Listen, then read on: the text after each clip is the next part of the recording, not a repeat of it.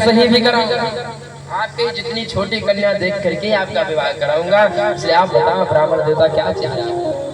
अब भगवान सोचे विश्वास हो गए, अब मांगेंगे सो मिल जाएगा। तो कहा यदि आप देना चाहते हैं तो देखो हम साधु बाबा हैं, ब्राह्मण हैं, कहीं भी बिना भजन के रह नहीं सकते। और कहीं भी किसी के यहाँ भजन करने जाते हैं तो सोचने लगता है कि बाबा जी आज आए भजन करने, कल यहाँ मंदिर बना लेंगे और यहाँ मंदिर बना करके बैठ जाएंगे, जमीन कब्जा कर लेंगे। इसलिए एक काम करो, हमको 3 पग भूमि दे, 3 पग भूमि दे दीजिए। हम संतोषी ब्राह्मण है, क्योंकि हम दान ज्यादा लेते नहीं, क्योंकि तेजो विप्रस से वर्धते, कहते हैं ब्राह्मण ज्यादा दान लेता है तो उसका तेज नष्ट हो जाता है, इसलिए मैं ज्यादा दान लूंगा।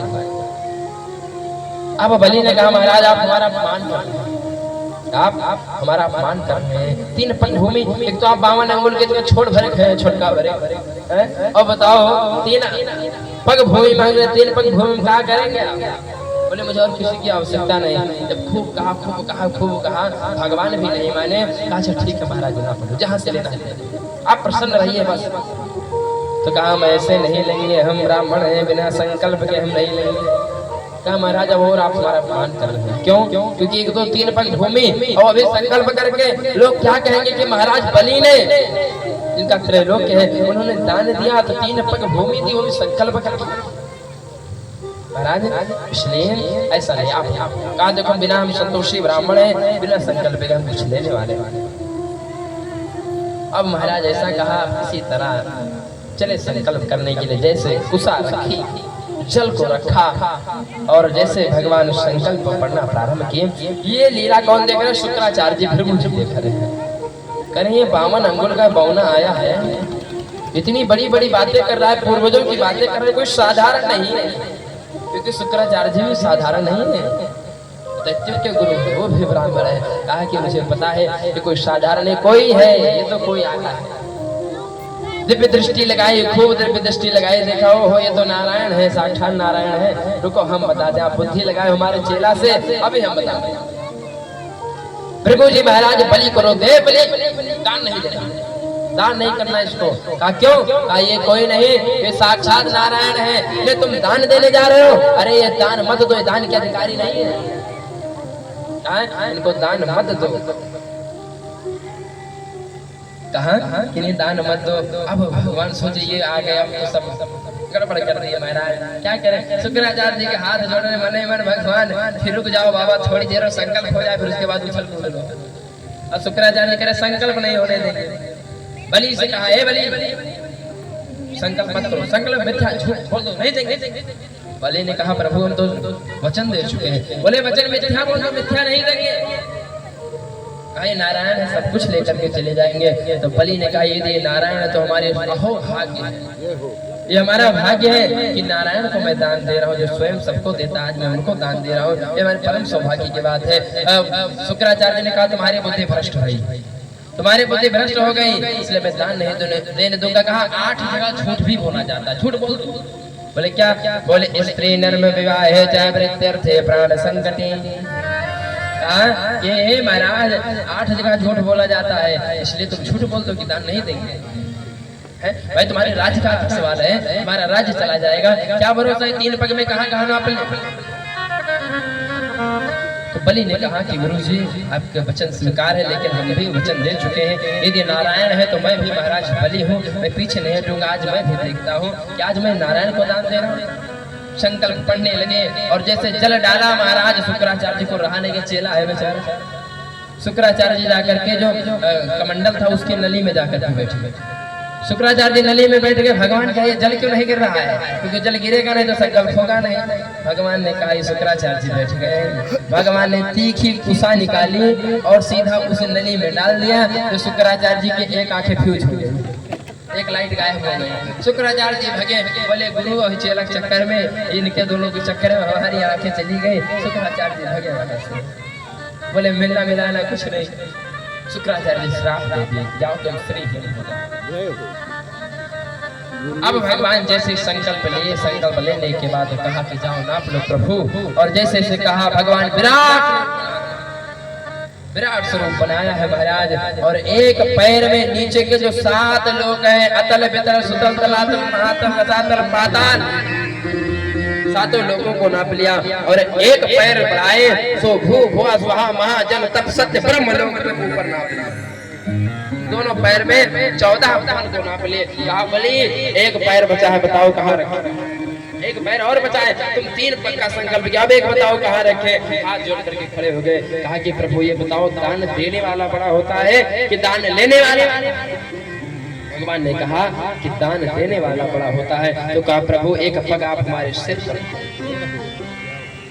और ऐसा कहा भगवान से, और भगवान ने अपना तीसरा पैर बलि महाराज के सिर पर रखा और सिर पर रख करके फिर सूक्ष्म रूप आए। बलि ने कहा वाह महाराज, आपने तो बड़ी अच्छी लीला की।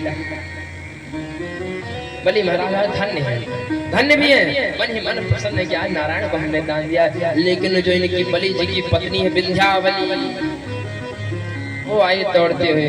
भगवान देखे देवी जी तो आ रही बड़ी वेग से। कहा क्या बात है देवी, मैं प्रसन्न हूँ, मांगो क्या चाहिए? क्या मांगो क्या चाहिए? आप बताओ कैसे ब्राह्मण हो?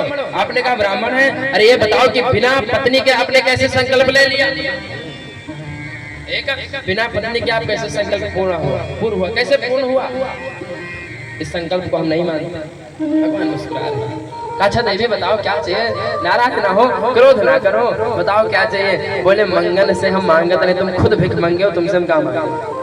तुम तो हमारे पति से मांगे हो भी, तुम तुमसे क्या मांगे? तुम हमको क्या दोगे? ये स्वयं मांगा हो हमसे तो हमें दो, तो कुछ नहीं चाहिए।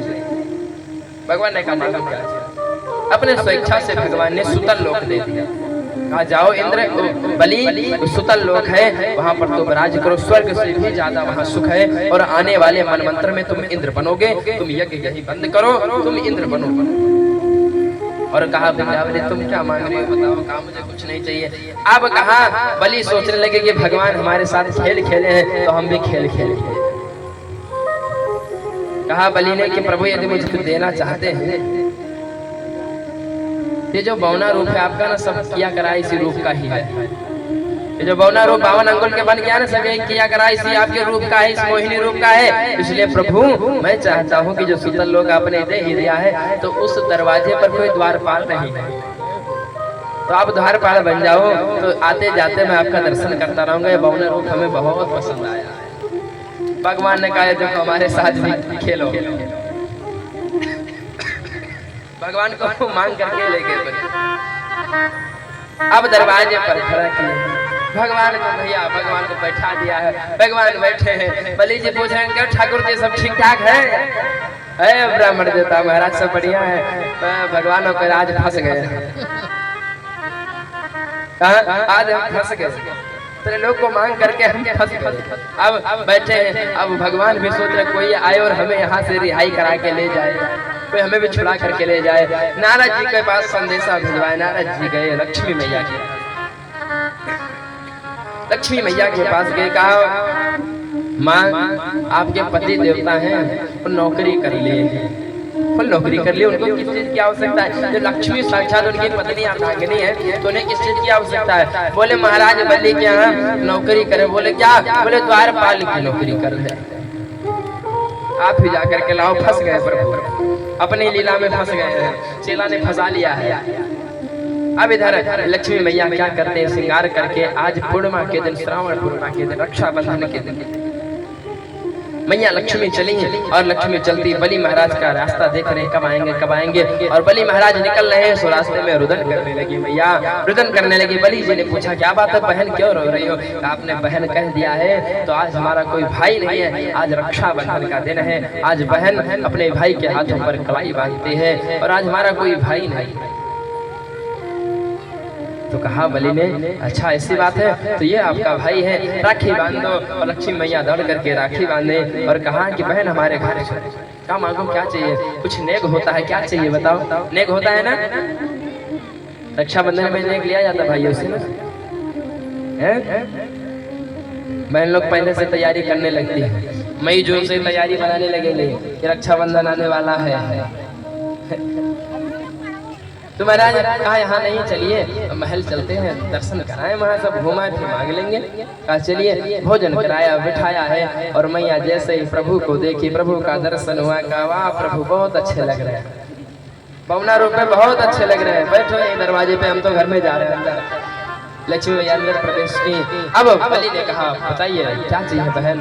माँ ने कहा कि मुझे कुछ नहीं चाहिए, मुझे आपका द्वारपाल बहुत अच्छा लगा, मुझे आपका जो द्वारपाल है बहुत अच्छा लगा है, इसलिए भैया मुझे वही दे, अब वही दे दो। अब सोचने के द्वारपाल ही क्यों मांगी, भैया बहुत कुछ मांग सकती थी, इनका कोई भाई नहीं था तो यह भी मांग सकती थी कि हमें रहने का यहाँ गुजारा दे दो, तो कुछ नहीं मांगी, क्यों द्वारपाल को मांगी, इसका मतलब इनके पास महल है। ध्यान से देखा, कहा पहले बताओ तुम हो कौन, फिर हम तुम्हें दे देंगे, वचन है हमारा। कहा मैं लक्ष्मी हूँ, कहा वो नारायण है। अब भैया कहा लक्ष्मी नारायण के बीच में हम नहीं आने वाले हैं, इसलिए कहा देवी तुम्हारा अधिकार है, उन पे तुम ले जाओ। आज लक्ष्मी भैया भगवान को छुड़ा करके लाए हैं। बोलिए लक्ष्मी नारायण भगवान की। सो गए, देखो देखो कथा सुनने आए हैं। इस प्रकार भगवान ने बलि के ऊपर कृपा की और त्रैलोक को मांग करके गुरु जी को दिया है। गुरु जी आज उठा करके इंद्र को दान किए हैं। उसके बाद बड़ी सुंदर सुंदर भगवान की और लीला है। कहते हैं अब समय भी आगे बढ़ रहा है, हमें भी आगे बढ़ना चाहिए, भगवान का जन्म कराना है, भगवान का जन्म कराना है। तैयारी से आए सब लोग, तैयारी से तो दिख रहे हैं। तो आइए थोड़ा सा मन और वाणी को पवित्र करें, बढ़िया एक सुंदर भजन श्रवण करें।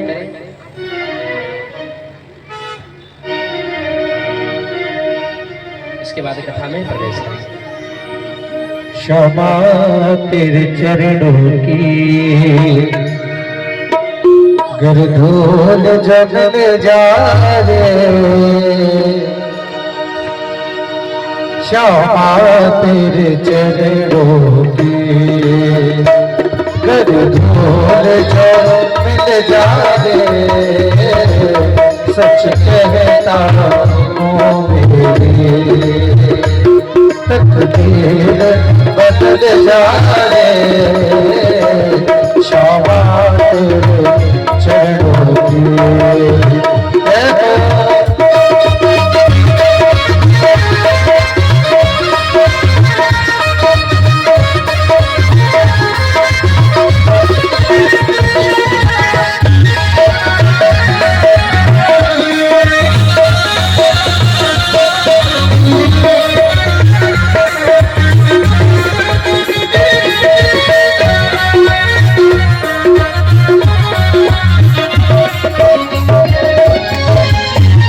सुनते हैं तेरी रहमत दिन रात बरसती है, सुनते तेरी रहमत दिन रात बरसती है,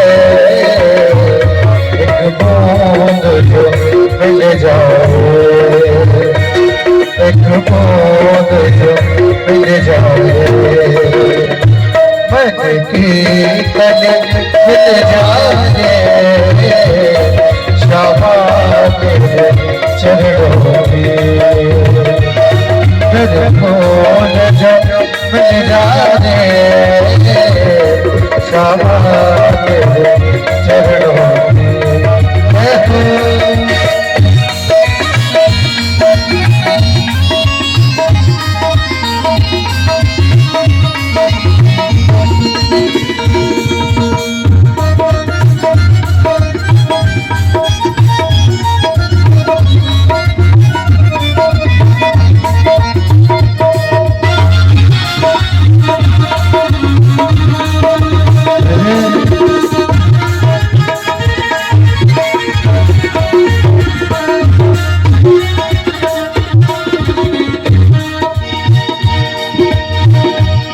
चरणों से गिरा दाता, चाहे जितनी सजा देना, चरणों से गिरा दाता, चाहे जितनी सजा देना, चरणों से जो गिर जाए, मुश्किल की संभल पाए, राधे तेरे चरणों की मेरे भूल जो मिल जाए, सच कहता ओ मेरे, तकदीर बदल जाए, तकदीर बदल जाए, तकदीर बदल जाए। बोले राधा रानी सरकार के। एक बड़ी सुंदर बात है, शायद पता भी हो सबको। बोले जो भागवत कथा है ना, इसमें 18,000 श्लोक है और भगवान की बहुत कथा, एक नहीं भगवान की बहुत कथा। और भगवान की इतनी सुंदर लीला है, भगवान ने रास विहार किया है, माखन लीला की है, गोवर्धन धारण किया है, हर जगह किशोरी जी रहे। किशोरी जी हमारी राधा रानी हर जगह रहे, लेकिन पूरे भागवत में कहीं भी राधा जी का नाम नहीं। इस बात को आप जानते हैं? पूरे भागवत में राधा जी का नाम ही नहीं, और भागवत ही राधा जी से। बिना राधा जी के, बिना किशोरी जी के भागवत है ही नहीं, और नाम कहीं है नहीं। इसका कारण जानते हैं? बोले इसका कारण ये है कि जितने भी शब्द हैं, जितने काले अक्षर में शब्द लिखे हैं सब कृष्ण, और जितने गोरे पन्ने पर काले शब्द लिखे हैं सब राधा जी। एक एक शब्द कृष्ण, एक एक अर्थ राधा है, लेकिन स्पष्ट रूप से राधा कहीं नहीं। भगवान रास विहार करते उसमें भी राधा जी का नाम नहीं। वहां पर एक गोपी कह करके संबोधित किया गया है कि एक गोपी जो विशेष है वो मेरी किशोरी हुई। क्यों? क्योंकि इसका कारण है कि जो महामुनि श्री सुखदेव जी कथा सुना रहे भागवत की, उनके स्वामिनी है राधा जी, उनके गुरु है राधा। तो कहते हैं इतना प्रेम है राधा जी से, उनको इतना प्रेम है राधा जी से, जैसे आज प्रेमानंद जी महाराज को प्रेम है राधा जी से। सबको है प्रेम, बोले इससे 1000 गुना ज्यादा राधा जी से प्रेम है श्री सुखदेव जी, जिसकी हम कल्पना ही नहीं कर सकते। इतना प्रेम है कि एक बार राधा नाम लेते हैं तो महाराज राधा में खो जाते हैं, और कई महीनों तक समाधि लग जाती है, राधा नाम में ही घूमते रहते हैं। तो यहाँ राधा नाम क्यों नहीं लिया? बोले यहाँ पर जो परीक्षित है, जिनको कथा सुना रहे हैं, उनको 7 दिन में मरने का श्राप लगा है। उनको 7 दिन में मरने का श्राप लगा है। यदि राधा नाम ले लेंगे फिर तो समाधि में चले जाएंगे, तो उनका कल्याण कैसे होगा? इसलिए राधा नाम स्पष्ट लिया ही नहीं, लेकिन भाव से हर जगह राधा। इसलिए राधा रानी जी के बिना कुछ नहीं। बोले राधा रानी सरकार की जयकारा बढ़ाइए। इसके बाद कहते हैं महाराज एक सत्यव्रत नाथ के राजा है, भगवान उनके यहाँ मत्स्य रूप में आते हैं। उसके बाद अब भगवान इधर कथा चलती है, कहते सूर्यवंश की कथा प्रारंभ होती है। सूर्यवंश में कहते हैं कि कहां से वंश चला। सर्वप्रथम नारायण हुए, और नारायण के पुत्र हुए ब्रह्मा, ब्रह्मा के हुए मरीच, मरीच के हुए कश्यप, कश्यप के हुए विश्वान, और विश्वान के हुए श्राद्धदेव मनु। कहते हैं मनु महाराज को कोई संतान नहीं। सूर्यवंश में प्रायः संतानों की दिक्कत ही रही है, संतान जल्दी नहीं होते थे। कोई यज्ञ, कोई अनुष्ठान ब्राह्मणों की कृपा से ही होते थे। सो महाराज इधर कहते हैं श्राद्धदेव मनु को कोई संतान नहीं है, उन्होंने यज्ञ कराया। जो उनकी पत्नी है, जो देवी जी है, वो पुत्री चाहती हैं, और महाराज पुत्र चाहते हैं। सावधान हो जाओ, और जो उधर ग्रुप चल रहा है बच्चे समझ लो, अपना अपना काम देखो, कथा श्रवण करो। सो महाराज कहा कि राजा चाहते हैं पुत्र और रानी चाहती है पुत्री।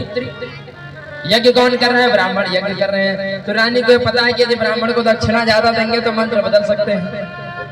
रानी ने क्या किया कि दक्षिणा बढ़ा करके दे दी महाराज, और जो दक्षिणा बढ़ा करके दी सब ब्राह्मणों ने मंत्र बदल दिया।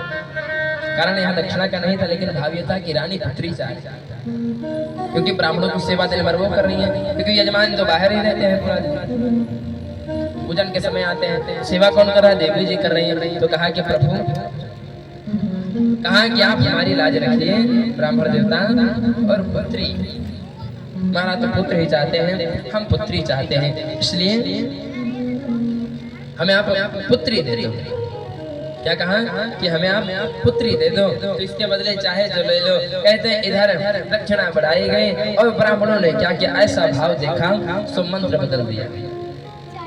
मंत्र बदल दिया तो कहते हैं पुत्र के जगह पर समय आया तो इला नाम की कन्या उत्पन्न हो गई।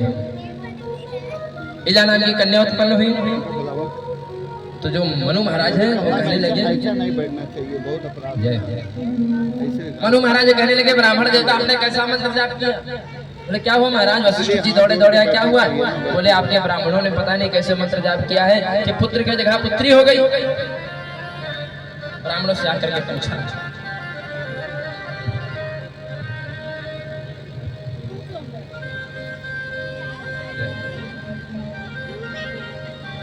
कहा इधर पूछा ब्राह्मणों से, ये ब्राह्मण बताओ क्या किए हो तुम लोग? कुछ गड़बड़ी किए हो? संकल्प कुछ और था, जब कुछ और हो गया बताओ क्या किए हो?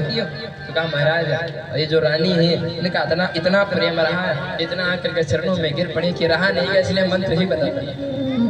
अब बताओ क्या करें? राजा कहने लगे कि आप बताओ राज्य कौन करेगा? तो कहा कि कोई बात नहीं, चिंता न करो। रानी पुत्री चाहती थी तो उनके मन की भी बात हो गई, अब आप पुत्र चाहते हो तो आपके भी मन की बात हो जाए। वशिष्ठ जी ने अपने ही मंत्रों के शक्तियों के द्वारा क्या किया कि उस पुत्री को ही पुत्र बना दिया। कहते हैं उस पुत्री को ही पुत्र बना दिया, जिसका नाम पड़ा सुद्दुम्न। उसका नाम पड़ा क्या? सुद्दुम्न। और सुद्दुम्न को जब भैया उसको पुत्र बना दिया, रानी कहने लगे बताइए हमारे पुत्री को पुत्र बना दिया गया, लेकिन कहा चलो आपकी भी बात रखी गई और आपकी भी बात रखी गई, उसे राजा बनाया गया। और सुद्ध ने एक दिन अपने संगत के साथ खेलते हुए गया शंकर जी का एक श्रापित वन है, और श्रापित वन में गया तो अपने मित्रों के साथ प्रवेश कर गया, और उस वन में जैसे प्रवेश किया तो फिर स्त्री बन गया, क्योंकि वन श्रापित था कि उसमें जो भी जाएगा पुरुष व स्त्री हो जाएगा। अब फिर स्त्री बन गया, तो यह लीला देख रहे थे बुध। बुध ने इनको देखा तो महाराज मोहित हो गए इन पर और विवाह कर लिया। अब सुद्दम्न के साथ विवाह हो गया, और महाराज अब बड़ी विचित्र बात हुई। कहते हैं कि जब इनका विवाह हुआ तो इनको एक पुत्र भी हुआ, इनका नाम पड़ा प्रोरवा। अब इनका विवाह हुआ, एक पुत्र हो गया। अब भैया खोज होने लगी, कहाँ गए? तो देखे साड़ी पहन करके 16 श्रृंगार करके इधर उधर जंगल में छिप रहे हैं। महाराज ने कहा तो हमारा पुत्र है सुद्दुम्न, ये स्त्री कैसे बन गया? वशिष्ठ जी ने देखा कि ये तो शंकर जी के श्रापित वन में गया इसलिए स्त्री बन गया। भगवान शंकर से प्रार्थना किया इसे पुरुष बना दिया। भगवान शंकर ने पुनः पुरुष बनाया, तो कहते हैं 1 महीने के लिए पुरुष बनाया और 1 महीने के लिए स्त्री बनाया। नियम बना करके चले गए शंकर जी। कहते हैं 1 महीना जब पुरुष रहते हैं तब राज करते हैं, और जब स्त्री बन जाते हैं छिप करके बैठ जाते हैं। राजा की खोज होने लगते हैं, राजा मिलते नहीं है। तो महाराज क्या हुआ? अब इनको गलाने भूले के बन ये पूरी बात सभी और पूरे राज्य में फैल गई कि महाराज हमारे जो राजा हैं 1 महीना पुरुष रहते हैं 1 महीना स्त्री रहते हैं। बड़ी विचित्र बात। अब जब इतनी विचित्र बात तो बड़ी गलानी हुई, तो अपने पुत्र को राजपाट दे करके जंगल की ओर चले गए, अपने शरीर को छोड़ दिया और यहाँ पर राज्य करने लगे। कहते हैं इसके बाद इन्हीं के वंश में एक सरियाती नाम के राजा हुए, और ये जो सूर्य वंश है इसी में एक बड़े धर्मात्मा राजा जो महाराज इतने भगवान के भक्त हैं। कहते हैं उनका नाम है महाराज अम्बरीश। भगवान के भक्त हैं, वो एकादशी व्रत रहते हैं, वो एकादशी व्रत रहा करते हैं। एकादशी की कथा इसलिए इस कथा को हम जरूर सुनाएंगे। एकादशी व्रत रहते हैं ना, कितने लोग रहते हैं? 1 एक लोग, 2 3 4 5 लोग हैं बस। कल एकादशी व्रत है, अचला एकादशी है। एकादशी व्रत रहा करते हैं। देखो एकादशी व्रत भगवान को बहुत प्रिय है, एकादशी व्रत रहना चाहिए। उसी का महत्व है, सुनिए उसका फल क्या है सुनिए। कहते हैं जो अमरीश महाराज एकादशी व्रत रहते हैं और एकादशी व्रत रहते हैं तो एक दिन एकादशी व्रत रहे और पारण करने के लिए जब द्वादशी को बैठे तो उसी समय दुर्वासा ऋषि आए। देखा ब्राह्मण है, संत है, तो निवेदन किया कि प्रभु कल हमारा व्रत था, यदि आप भोजन कर लेते आज, ब्राह्मण भोजन भी हो जाए उसके बाद में पारण करो तो कितनी अच्छी बात। तो कहा हे ब्राह्मण देवता आप भोजन करिए, आज निमंत्रण है आपका। दुर्वासा जी ने कहा ठीक है, अब मैं सरयू स्नान करने जा रहा हूँ। अयोध्या है, अयोध्या में मैं स्नान करने जा रहा हूँ सरयू, और सरयू स्नान करके फिर आता हूँ, फिर मैं भोजन करूँगा। अब वहाँ गए, संध्या पूजा करने लगे, साधु संत मिल गए, समय लग गया, विलंब हो गया। अब इधर द्वादशी निकली जा रही है, पारण का समय निकला जा रहा है। पारण का समय निकला जा रहा है तो ब्राह्मणों से विमर्श किया, परामर्श किया कि मैं क्या करूँ। ब्राह्मण का निमंत्रण है, यदि मैं ब्राह्मण से पहले भोजन कर ले रहा हूँ तो पाप लगेगा, और यदि मैं पारण नहीं करता हूँ तो फल नहीं मिलेगा एकादशी में। अब बताओ मैं क्या करूँ। ब्राह्मण ने कहा कि जाओ तुलसी दल और भगवान का चरणोदक पान, भगवान का चरणामृत और तुलसी दल पान कर लो, समझ लो आपका व्रत पूर्ण है। इतना किया, लेकिन ये बात फैल गई कि महाराज ने पारण कर लिया है, और ये बात दुर्वासा जी को पता चली। दुर्वासा जी को क्रोध आ गया है कि अरे मूर्ख, एक अतिथि को निमंत्रण दे करके अतिथि से पहले भोजन कर लिए। मुझे ये पता होता तो मैं तुम्हारा निमंत्रण स्वीकार नहीं करता। तुम पारण कर लिए। कहा नहीं महाराज, हम दूसरी विधि से पारण किए हैं। कहा नहीं, मैं नहीं मानूंगा। कहते इतने क्रोध में आ गए। दुर्वासा जी क्रोधित तो रहते हैं हमेशा, इतना क्रोध में आए महाराज एक कृत्या प्रकट की और कहा जाओ जाकर के इनको मार दो। अमरीश जी को मारने के लिए कृत्या चली तो कहते हैं अमरीश जी के सामने पहुंची, उसी समय भगवान का सुदर्शन चक्र प्रकट हो गया और उस कृत्या को नष्ट कर दिया। कृत्या को नष्ट किया, सुदर्शन चक्र शांत नहीं हुआ और इधर दौड़ाया, अमरीश जी को दौड़ाया। अमरीश जी भगे भगवान शंकर के पास गए, और जब भगवान शंकर के पास गए कहा क्या बात है बाबा, क्यों घबराए। बोले सुदर्शन चक्र हमारे पीछे पड़ा। बोले आपके पीछे सुदर्शन चक्र? बोले क्यों? बोले बात ऐसी है, पूरी कहानी बता। तो कहा इसमें हम कुछ नहीं कर सकते महाराज, जिनका सुदर्शन उन्हीं के पास है, वही शांत कर सकते हैं, हम कुछ नहीं कर सकते इसमें। वहां से दुर्वासा जी भगे भगवान नारायण के पास। भगवान नारायण से कहा कि प्रभु क्षमा करो, गलती हो गई, हमें बचा लो। कहा क्या हुआ महर्षि, आपको क्या हुआ? कहा हुआ क्या, आपका सुदर्शन हमारे पीछे पड़ा हुआ है, अपने सुदर्शन को शांत कर। भगवान ने हाथ जोड़ करके निवेदन किया कि प्रभु ब्राह्मण देवता, मैं आपसे सत्य कहूँ, आजकल सुदर्शन हमारे हाथ में नहीं है। बोले तब कहाँ है? बोले हमारा सुदर्शन इस समय अयोध्या के एक राजा है, महाराज अमरीश, वो हमारे बड़े भक्त हैं, इसलिए सुदर्शन चक्र हम उनको दे रखे। बोले तब क्या हो प्रभु? बोले उन्हीं के पास दौड़ करके। दुर्वासा जी फिर क्षीर सागर से भगे अयोध्या की ओर, और अयोध्या भगे, कहते हैं महाराज अमरीश के चरणों में गिर पड़े। अमरीश जी महाराज दौड़ करके उठा के, ब्राह्मण होकर के मैं क्षत्रिय हूँ, आप हमारे चरणों में उठाया। कहा प्रभु क्षमा करो, क्या बात है? आप पहले अपने सुदर्शन करो। तो तुरंत हाथ जोड़ करके कहते हैं अमरीश जी, यदि मैं सत्य में भगवान का भक्त हूँ, यदि मैं भक्त हूँ, मैं एकादशी व्रत किया हूँ, यदि मैं ब्राह्मणों का भक्त हूँ, मैं भगवान का भक्त हूँ और मैं एकादशी व्रत करता हूँ, तो हे सुदर्शन चक्र, हे 1000 दांत वाले सुदर्शन चक्र, तुम शांत हो जाओ। हे सुदर्शन चक्र तुम शांत हो जाओ। हाथ जोड़ करके प्रार्थना करने लगे, सुदर्शन चक्र वहीं शांत हो गया और दुर्वासा जी महाराज क्रोध भी शांत हुआ। क्रोध क्या, अब एक कितने दिन भागे दुर्वासा? बोले 1 साल तक भागते रहे, 1 वर्ष तक। जब फिर वो एकादशी आई तब लौट करके आए। एकादशी का फल ये है कि महाराज भगवान को ब्राह्मण बहुत प्रिय, लेकिन आज दुर्वासा जी को दौड़ा लिया सुदर्शन चक्र। क्यों? क्योंकि भक्त के ऊपर कृपा है भगवान की और उनके ऊपर कृत्या प्रकट कर दी, चला दी। तो महाराज आज दुर्वासा जी को दौड़ा लिया। तो इस प्रकार है भगवान, इस प्रकार है एकादशी। इसलिए एकादशी व्रत रहना चाहिए। एकादशी व्रत रहते हैं ना सब। तो अच्छा अच्छा, कल एकादशी कल रही है, कहते हैं एकादशी निराहारम। एकादशी ये व्रत का देखिए कई फल है, व्रत का भाव भी अलग है। व्रत कैसा, जैसे कल एकादशी है तो बहुत लोग जो खाने के लिए केवल व्रत रहते हैं वो लोग खाने के लिए रहते हैं। जैसे नवरात्रि में हम सब जब छोटे छोटे थे तो कहते थे व्रत रहेंगे, परिवार अष्टमी प्रतिपदा और अष्टमी रहते हैं। तो किसी दिन कभी कभी पूरा हो मैंने आधे दिन में दाल भात दाल चावल चल जाए। तो देख करके ना कि हम भी व्रत रहेंगे तो क्या हो भैया, कुछ समय तो फलाहार चले, उसके बाद सीधा भोजन हो गया व्रत। जब सब खा पी ले हो गया। तो कुछ लोग खाने के लिए भी व्रत रहते हैं, ऐसा है कि नहीं? कहते हैं उसका फल क्या है, कहते हैं कल एकादशी तो लोग क्या कहेंगे, शाम को जाएंगे कहेंगे भैया घर में जाएंगी माता जी लोग या जो भी हो, कहेंगे कल एकादशी है इसलिए आज शाम को 2 रोटी ज्यादा खा लो। तो कल कुछ खाना नहीं, 2 रोटी ज्यादा खा ली। प्रातः काल हुआ, सुबह से ही आज एकादशी है, आज व्रत है, आज एकादशी है, आज व्रत है, तो खूब फलाहार करेंगे।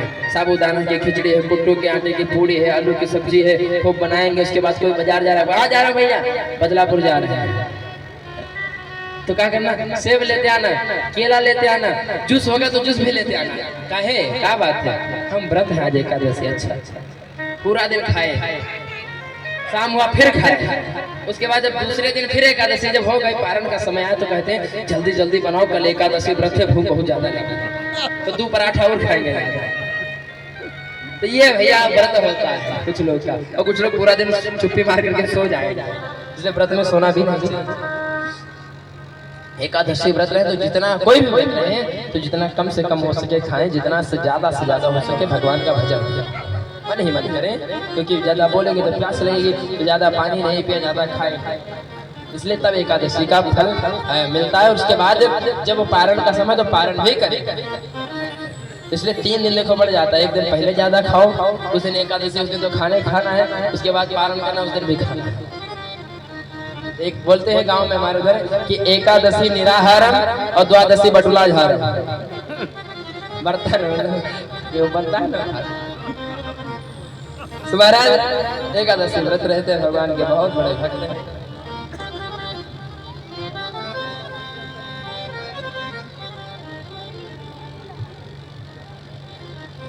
हमारे जजमान जी जा रहे हैं पूजा करने, कल इनकी शिकायत लेकर के लोग आए हमारे पास, बुआ जी हैं, इनके बहन जी, इनकी बिटिया जी है, सब शिकायत लेके आए कि पापा पता नहीं कथों मुड़ के चले जाते हैं, लेकिन आज हमें पता चला पूजा करने जाते हैं। कुछ समय है ना भाई, मंदिर है, भगवान है, घर में पूजा करने के लिए। तो महाराज अभी कुछ समय बाद भगवान का जन्म भी होगा, इसलिए आप सभी बैठे। इसी वंश में महाराज बड़े बड़े प्रतापी राजा हुए, और कहते हैं इसी वंश में महाराज हरिश्चंद्र हुए, रोहितास हुए, और खटवांग दीर्घबाहु, रघु अज और महाराज दशरथ, और इन्हीं के वंश में भगवान राम अवतार हुआ। कहते हैं भागवत जी में राम कथा बड़ी छोटी है, बड़ी सूक्ष्म है, तो इसलिए उतनी ही कथा करेंगे। फिर कृष्ण कथा में हम सभी प्रवेश करेंगे। कहा कि इनके वंश में, सूर्य वंश में जब सूर्य वंश का विस्तार होने लगा तो कहा इसमें महाराज दशरथ के 4 पुत्र हुए, राम, भरत, लक्ष्मण और शत्रुघ्न लाल, ये 4 पुत्र हुए। और कहा इन चारों का विवाह हुआ, इन्होंने विद्या अध्ययन किया, विवाह करके आए। इनका 14 वर्ष के लिए वनवास हुआ। 14 वर्ष के लिए जब वनवास हुआ उसके बाद में रावण, मेघनाथ, कुंभकर्ण बड़े से बड़े दैत्य असुरों को मार करके भगवान लौट करके आए हैं और अयोध्या में राज करते। इस प्रकार से कथा है।